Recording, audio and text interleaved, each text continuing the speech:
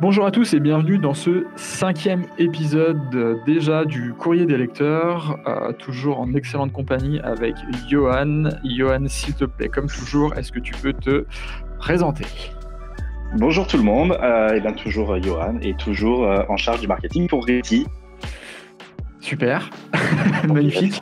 Et ben, aujourd'hui, on va aborder une thématique un peu particulière puisqu'on va parler spécialement et spécifiquement de Coinbase, puisque la semaine dernière, Coinbase a fait son entrée entre guillemets fracassante au Nasdaq, à la bourse, à l'une des bourses américaines. Et donc du coup, voilà, on a décidé qu'aujourd'hui allait être la journée, le podcast dédié à Coinbase. Donc voilou. Écoute, si tu veux entamer, si tu veux lancer les hostilités, Johan, et puis écoute, je te suivrai. Oui, du coup, on s'est dit, en effet, on voulait parler, ça a été une grosse actu de la semaine dernière, donc on s'est dit que ce serait bien d'en parler, de revenir sur ce qui s'est passé. Pas nécessairement sur les chiffres, tout ça, tout le monde en a déjà parlé, mais plus sur le message envoyé et le signal envoyé au niveau du monde crypto, tout simplement. Aujourd'hui, Coinbase a une valorisation beaucoup plus grande que certaines banques françaises, européennes, voire américaines.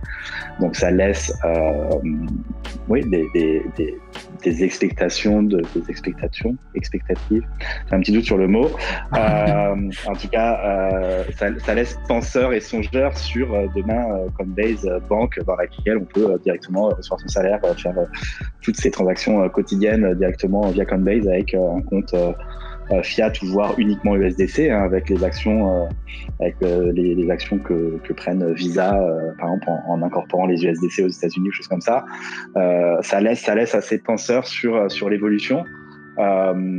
Et du coup sur aussi ce que vont faire les autres échanges type Binance, Bitpanda pour l'Europe, Kraken sont déjà en train d'essayer d'avoir une licence bancaire de leur côté, donc non, ça laisse une vraie porte ouverte, et donc on va revenir un peu sur ça et sur une vision de ce monde crypto et bancarisé en même temps. Exactement. C'est tout à fait ça. Alors je pense qu'on peut commencer on peut commencer d'abord par l'introduction en tant que telle de Coinbase, et puis après on verra un peu ce que font les concurrents, soit en tant que future listing, parce qu'on sait déjà qu'il va y avoir des future listings, soit sur ce que proposent les solutions que peuvent proposer certaines plateformes.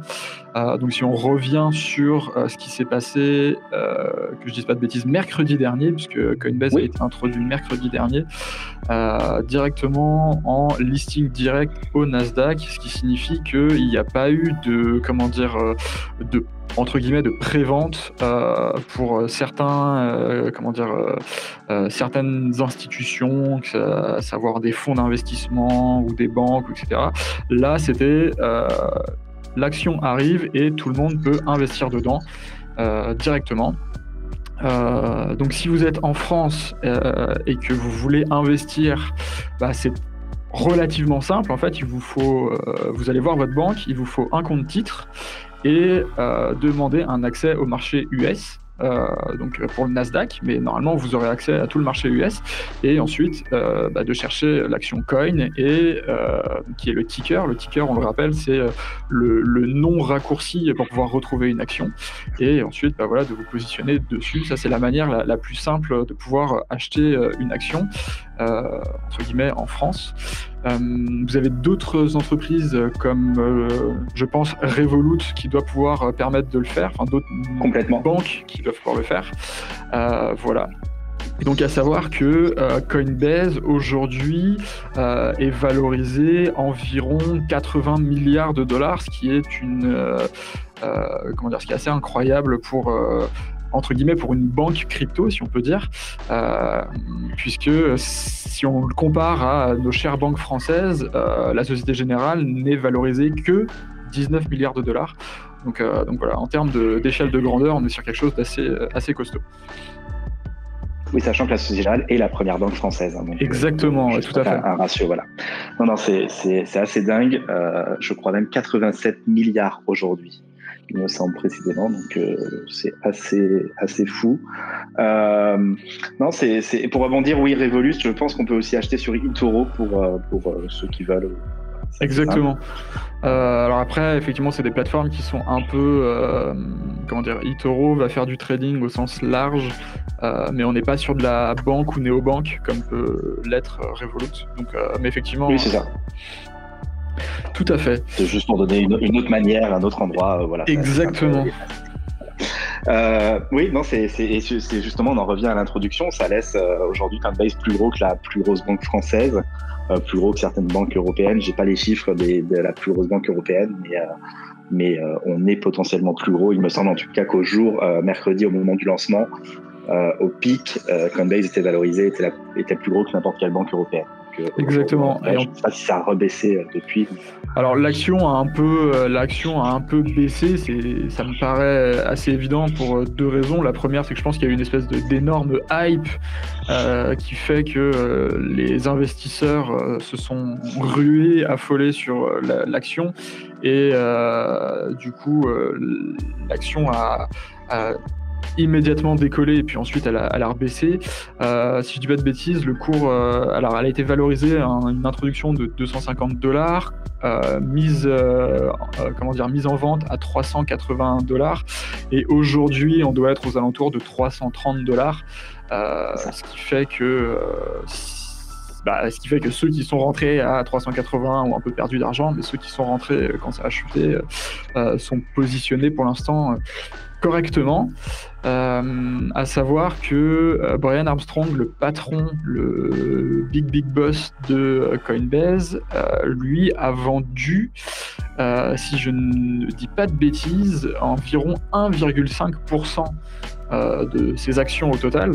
Donc ça peut paraître dérisoire, 1,5%, mais on parle quand même de quelque chose comme, je crois, $250 millions ou quelque chose comme ça. Donc voilà, il a pu se faire plaisir au passage. Il fait partie des patrons de la tech les mieux payés actuellement. Donc ouais, joli pactole. Joli move, en effet. Et d'ailleurs, au moment où je crois qu'ils ont sorti, c'est 2% au total, hein, parce qu'il y a eu lui avec 1,5, mais il y a eu aussi un exécutif qui ont sorti 0,5, il me semble, le reste un exécutif, et ça a fait un mouvement de panique où des gens ont imaginé Coinbase ont trop vendu. En tout cas, il y a quelques journaux qui ont un peu titré ça comme ça, qui ont un peu surfé sur une forme de panique. Mais en effet, pour revenir, il y a eu une grosse hype. Hein, on attendait, ça faisait je pense, ça faisait 3 semaines facilement que ça teasait, en tout cas de manière régulière. L'introduction, donc il y a eu quelque chose comme 1h30, 2 heures de retard, il me semble. Ouais, même 3 heures. Ouais, même 3 heures. Ouais, j'ai un souvenir de 2 heures. Mais du coup, voilà, il y a eu un petit retard, il y a eu une grosse euphorie. Donc toujours pareil sur ce type d'entrée, faut être vraiment sûr de ce qu'on fait. Toujours pareil sur ce type, les actions comme les cryptos, hein, c'est assez similaire. Je pense que le DCA, le dollar cost average, reste la meilleure des solutions quand on veut se positionner sur du long terme. Mais parce qu'en effet, moi, à titre personnel, dans mon entourage, il y a des gens qui sont rentrés à 360, 380. Je te dis voilà, c'était peut-être pas le meilleur des moves. Non, après je pense qu'ils vont pas perdre sur du long terme, à voir s'ils se repositionnent sur justement chaque semaine ou chaque mois. A priori ça devrait aller, parce que Coinbase devrait être quand même assez solide pour la boîte que c'est, qu'on l'aime ou qu'on l'aime pas, le côté centralisé ou non, ça reste le géant aujourd'hui de la crypto avec Binance. Et sûrement aujourd'hui même plus gros que Binance. Je sais plus à combien est capitalisé Binance, mais parce que les deux sont en tête, et souvent ça se... Alors après, tout dépend de quoi on parle. Alors je suis d'accord avec toi, mais tout dépend de ce qu'on va parler. Normalement, en volume, en volume d'échange quotidien, si je dis pas de bêtises, Binance reste la plus grosse plateforme. Parce que le volume quotidien, il est d'environ 50 milliards. Et Coinbase Pro, donc si on parle vraiment sur des plateformes d'exchange, parce que si on dissocie Coinbase Pro de Coinbase classique, qui permet entre guillemets juste de faire de l'investissement, justement du DCA, Coinbase Pro, on est plutôt sur 10 fois moins, on est plutôt sur du 5 milliards d'échanges journaliers. Donc il y a quand même un ratio assez assez important entre les deux.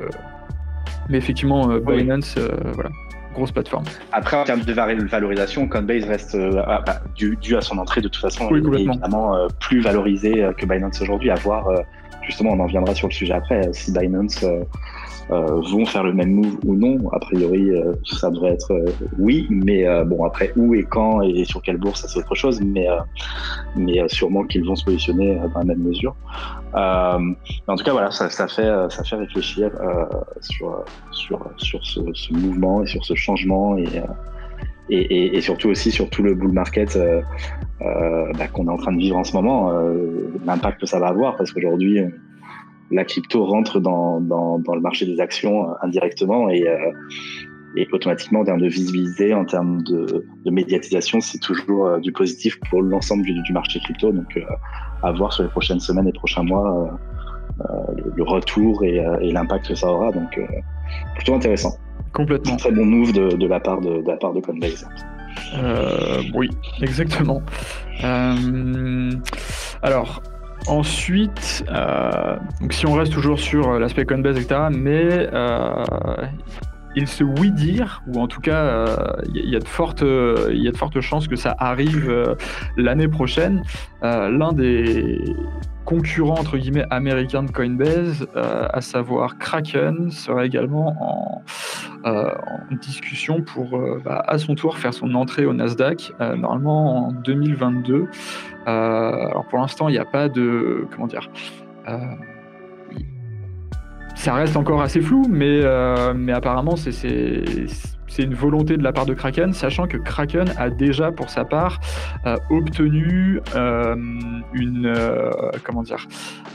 autorisation pour être une banque dans un État. Alors de tête, je ne l'ai plus, mais il y a un État qui lui a accordé la capacité à être organisme bancaire. Donc voilà, il se pourrait bien que l'un des petits copains de Coinbase fasse également son entrée au Nasdaq l'année prochaine. Oui, potentiellement Kraken auront, a priori, eux, ils vont vraiment se positionner sur avoir une licence bancaire sur l'ensemble des États-Unis avant même leur introduction. Ils se positionnent vraiment sur ça depuis plusieurs mois, voire années en tout cas, mais publiquement plusieurs mois. Donc voilà, je pense que c'est aussi ce que Coinbase, je ne sais pas si c'est en rapport avec ça, mais Coinbase a vraiment une volonté de ouvrir la voie.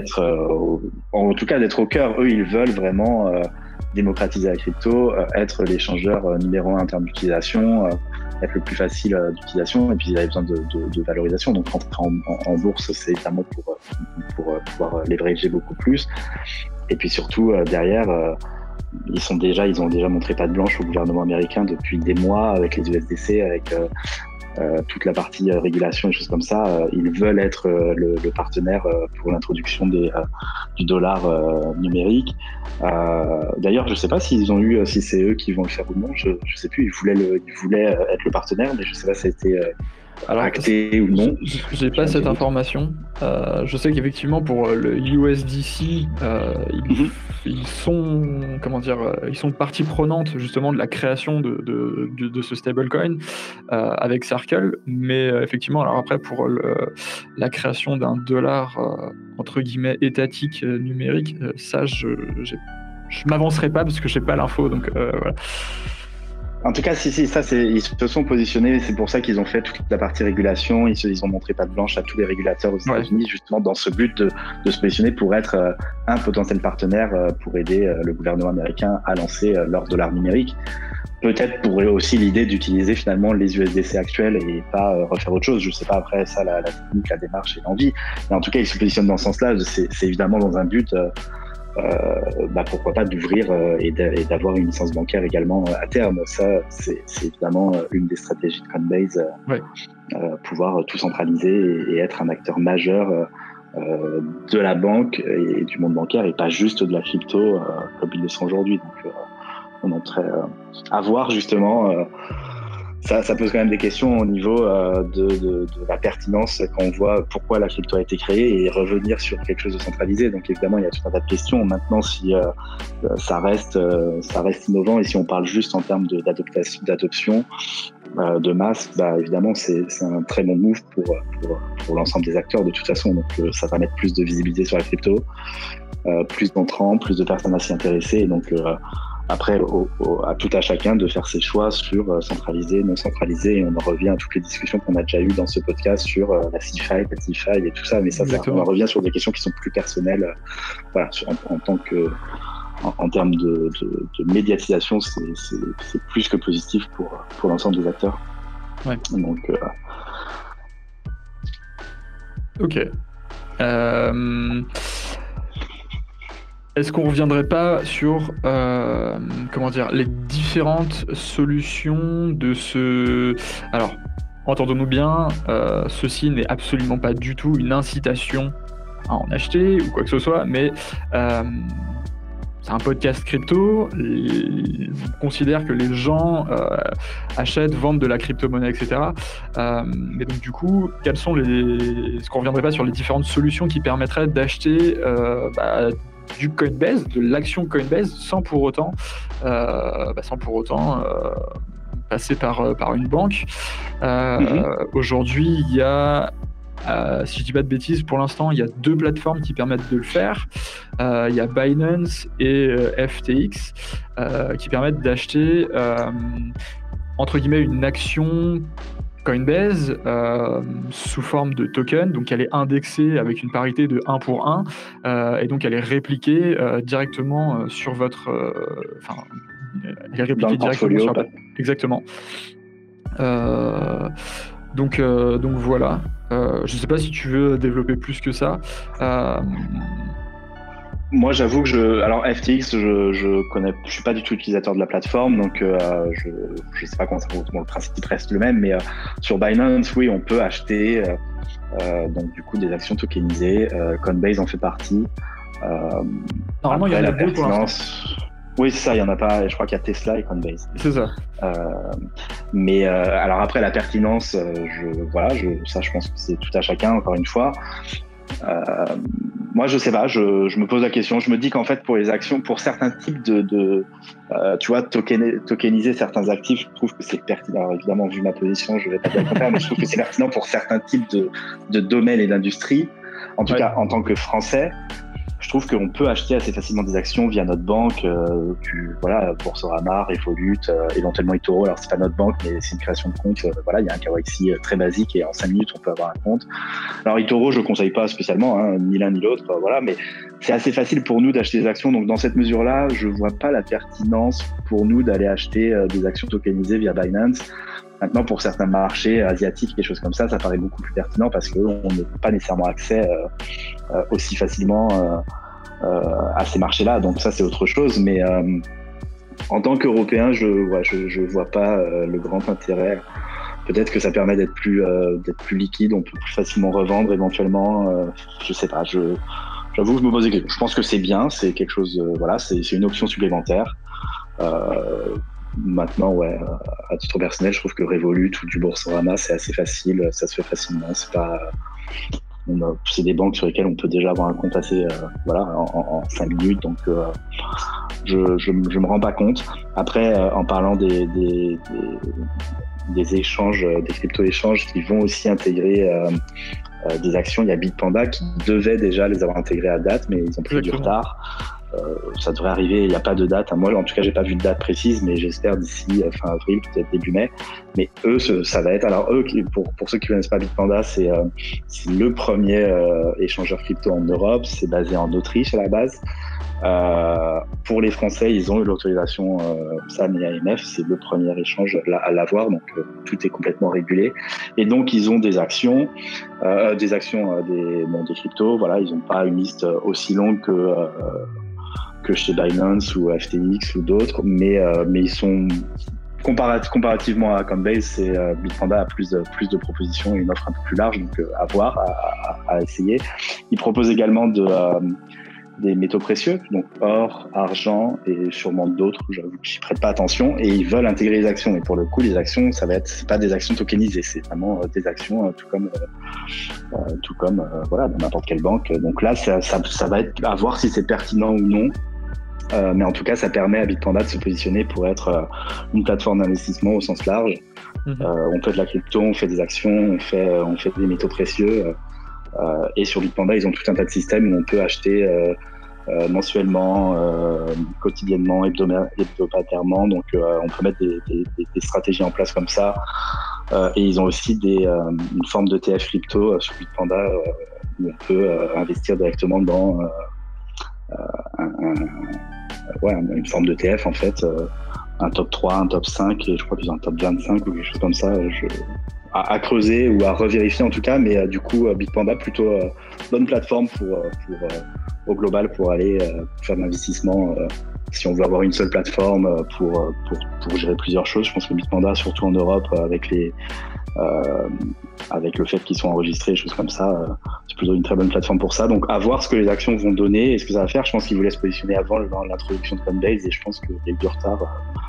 Je sais pas si c'est lié à ça ou non, mais bon, du coup, c'est dommage pour eux parce que ça aurait été un vrai très bon move. Mais je voilà. pense que je pense que ça aurait pu leur permettre d'obtenir, d'attirer des nouveaux clients investisseurs traditionnels, soit investisseurs traditionnels, soit investisseurs crypto qui n'auraient pas souhaité passer par leur banque, etc. Ouais, je pense que ça aurait pu être intéressant pour eux. Après, bon, voilà, malheureusement, les retards, on sait ce que c'est. Voilà, complètement. Malheureusement, ça peut arriver à tout le monde. Donc, ok, écoute, pas de problème. On ira couvrir, de toute manière, de notre côté, on ira se renseigner au moment où Bitpanda ouvrira ça, probablement écrire, parce que c'est vrai que nous, on n'a pas encore testé la plateforme. Ouais, effectivement, nous, on n'a pas encore testé la plateforme. On n'a pas fait d'article de test dessus, mais effectivement, ça peut valoir le coup, justement, de présenter cette plateforme européenne. Parce que jusqu'à présent, il y a des acteurs français, mais en termes de d'échanges européens, je trouve que c'est vraiment l'une des plus complètes, je pense. Donc, écoute, ouais, pourquoi pas. Ouais, pour moi aussi, c'est vraiment, ouais, je pense que Bitpanda est un des leaders, ou en tout cas est en passe d'être un des leaders en Europe et voir comment ils grossissent après au niveau mondial. J'ai aucune idée je pense qu'ils ont des clients évidemment ailleurs qu'en Europe, mais voilà, eux ils se sont construits vraiment en ciblant l'Europe. Moi je les avais découverts 2017-2018 et ils ciblaient principalement, à l'époque ils ciblaient beaucoup l'Allemagne et choses comme ça parce que je me rappelle les Allemands pouvaient aller directement dans certains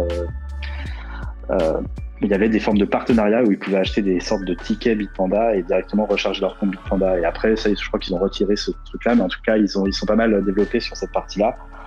Et jusqu'à arriver en France et tout ça. Et la plateforme a bien grossi. Au départ, il y avait quelques cryptos. Maintenant, je pense qu'il y a une trentaine, peut-être quarantaine de cryptos qu'ils proposent. Donc, c'est pas encore, voilà, c'est toujours pareil pour des gens qui veulent vraiment aller chercher sans passer par des DEX, des échangeurs décentralisés et qui veulent avoir accès au plus grand nombre de cryptos possible. Je crois qu'à date, alors je parle beaucoup de Binance, je n'ai rien pour eux, voilà, c'est une plateforme comme une autre, mais il faut reconnaître ce qu'il en est, c'est qu'à date, je pense que Binance est celle qui propose le plus de choix. Ouais. Donc après, tout dépend de son profil. Moi, je pense que Bitpanda, tout comme Coinbase, reste des plateformes très bien. Si on débute, si on veut rester sur un top 5, top 10, ça paraît être des plateformes pour rentrer assez facile. Après, à titre perso, si j'étais pas déjà sur Coinbase et que j'ai pas du tout de compte, je pense que j'irais plus facilement en tant que Français sur Bitpanda, justement parce qu'à la rigueur, c'est régulé, que c'est plus transparent, voilà, et que les frais sont aussi moindres sur Coinbase. Donc voilà, si vous connaissez pas Bitpanda, ouais, allez voir, hein, c'est vraiment une plateforme cool, voilà, qui est un peu en hype en ce moment. Donc voilà. Et donc, rappelons que le sujet initial, c'était Coinbase. Non, je déconne. Oui, c'est vrai. Non, mais après, pour t'as parfaitement raison. Non, mais t'as parfaitement raison. Non, mais surtout que, voilà, comme on l'a dit, il y a de fortes chances qu'au moment où cette fonctionnalité de trading d'actions ouvrira chez eux, l'action Coinbase sera listée dessus. Donc, voilà. Écoute, je sais pas si tu souhaites rajouter des choses par-dessus. Toi,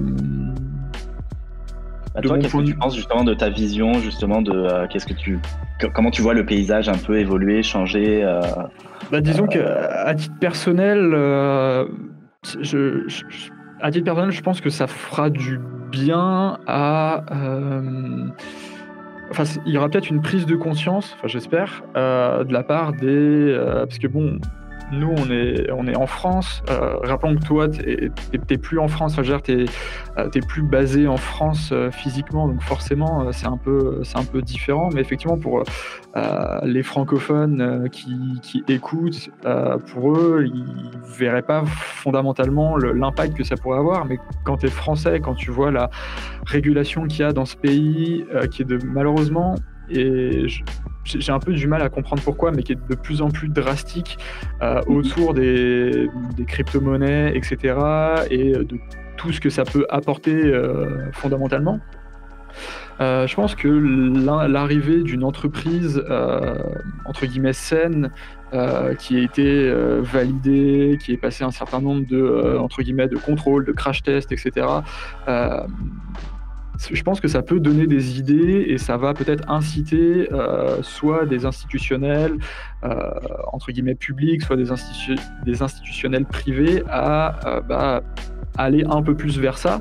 C'est déjà quand même beaucoup le cas aujourd'hui, hein, depuis cette nouvelle phase d'euphorie. Hein. Il y a beaucoup plus d'institutionnels, mais peut-être qu'ils vont le voir d'un œil différent.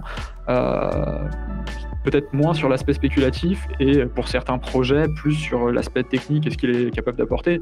On va pas se voiler la face, hein. Sur, je sais pas, 10 000 cryptos, il y en a peut-être 1% qui a un véritable... Oui, voilà, et il y a peut-être moins d'1% qui a un véritable intérêt, entre guillemets, technologique sur le long terme. Donc, soyons clairs et honnêtes de ce côté-là, et voilà. Après, d'un point de vue professionnel, ça change pas grand-chose. Je veux dire, ça fait couler de l'encre, c'est très bien. Je pense que ça va permettre aussi aux entre guillemets un peu plus jeune génération, les nouveaux adultes, hein, de s'intéresser fondamentalement plus à l'investissement. Enfin, voilà, nous on est des trentenaires. Je sais qu'il y a 10 ans en arrière, c'était pas quelque chose qui était très ancré. Voilà, l'investissement, acheter des actions, les crypto-monnaies, ça n'existait pas. Donc du coup, voilà, peut-être que ça va donner envie à des jeunes de partir, de partir là-dedans, dans la finance, peut-être dans une finance un peu plus éthique, je sais pas. Donc ouais, c'est plutôt, moi en tout cas, je trouve ça plutôt positif. Ouais. Non, moi aussi. Après, si on se met à la place en tant que Français et des régulateurs et choses comme ça ici, j'espère que ça va montrer en effet au gouvernement que tout n'est pas négatif et comme il le démontre et comme il tente à toujours rester là-dedans. Non, après, malheureusement, on connaît notre pays et notre aversion pour les nouvelles technologies et notre façon de réagir à chaque fois. Ça a été pareil avec Internet et ça sera pareil avec d'autres technologies futures. Donc ça, c'est malheureux, c'est comme ça. C'est juste dommage. Je pense que c'est, à mon sens, pour moi, c'est le mot, c'est dommage. Voilà, on ferme tout par peur ou par méconnaissance. Et même quand tu vois, ça n'a rien à voir, mais si on parle des régulateurs, t'as un des anciens, je crois que c'est même pas un des anciens, c'est l'ancien directeur de la CIA qui a fait une interview la semaine dernière et qui disait que, par preuve, avec des écrits et des statistiques, que les cryptos ne servent pas, je crois que c'est moins de 2% des cryptos qui servent à faire du blanchiment ou des choses comme ça. Donc, en tout cas, des choses illégales. Mais après, nous, on le savait, ça a déjà été démontré par différents organismes ou utilisateurs ou choses comme ça. Là, c'est l'ancien directeur de la CIA. Donc, ça tend à montrer quand même que voilà, les États-Unis, en tout cas certaines personnes au niveau gouvernemental aux États-Unis, sont en train de changer leur fusil d'épaule, de revenir sur leur dire. En France, on sent qu'on reste bien bloqué, bien ancré là-dedans et que peut-être pour certains politiques ou acteurs dire en France et en Europe. En arrière, ce serait oui, et en Europe, les deux. Après, en Europe, tout dépend, oui. Si on se place à Bruxelles, oui. Parce qu'après, suivant les pays en Europe, les gouvernements ne sont pas positionnés de la même manière. Mais en tout cas, voilà, France et Europe au sens large, on sent, je sais pas, on a l'impression qu'ils n'ont pas envie de revenir en arrière sur des voilà, il y a des actions qui ont été prises et par principe, on va jusqu'au bout, même si c'est pas pertinent. À voir, c'est juste dommage pour, moi, je pense plus que les Français, parce que oui, on va être impacté, on va devoir, alors peut-être pas moi directement, mais en tout cas, on va être impacté d'une manière ou d'une autre. On va devoir faire être plus vigilant, ne pas oublier une seule plateforme qu'on aurait pu ouvrir, sur laquelle on aurait pu ouvrir un compte il y a 4 ans en arrière. En tout cas, voilà, l'idée, c'est vraiment de... Ça, c'est un peu dommage, mais à la rigueur, bon, bah, c'est comme ça. Mais ce qui est vraiment dommage, c'est pour certaines entreprises, certains acteurs crypto qui sont soit obligés de se délocaliser, soit qui vont devoir fermer. Et dans cette mesure-là, c'est tout autre. C'est des emplois qui se perdent, c'est de l'évolution, c'est de la technologie. Donc, à voir. Espérons que des mouvements comme Coinbase prouvent justement que ça va dans le bon sens et qu'il faut arrêter de diaboliser cet écosystème, tout simplement. Donc, à voir si nos politiques et le gouvernement changent. Donc, moi, je suis entièrement d'accord avec toi. Je pense que les nouvelles générations ne seront pas confrontées à ça, pourront peut-être ouvrir un compte en banque directement sur Coinbase et puis directement commencer à investir, se planifier un futur et avoir une éducation à la finance, ce que, à titre personnel, mais je pense que pour toi c'est pareil, ce qu'on n'a pas eu en fait Non, quand on était jeune ou étudiant. Donc voilà, je pense que c'est que du positif à voir les répercussions chez nous, quoi. Mais ça, on verra dans quelques mois. Excellente conclusion, du coup. Je pense que on a fait pas mal le tour de la question. Et puis, de toute manière, on pourra toujours revenir là-dessus. On pourra toujours anticiper ce qui se fera avec d'autres acteurs, si jamais. Effectivement, il y a du nouveau concernant d'autres plateformes qui suivent pas. Exactement. Donc voilà. Oui, et puis n'hésitez pas, dans tous les cas, si vous avez des questions liées à ces thématiques-là, vous pouvez toujours les poser sur Twitter, sur le groupe Telegram, en commentaire sur France Crypto. Et nous, on y reviendra sur un autre épisode et on pourra y répondre après coup. Donc n'hésitez pas, dans tous les cas, à participer et à nous poser vos questions. Donc, tout à fait. Voilà. Eh ben, merci Johan, et puis écoute, excellente journée, et puis à la semaine prochaine avec un invité qui viendra nous parler un peu de son entreprise et de ce qu'il développe. Et oui, on est très impatients d'être la semaine prochaine et de vous partager cet épisode également. Super. Du coup, très bonne journée à toi aussi Clément, et puis très bonne journée à vous tous. Salut Johan.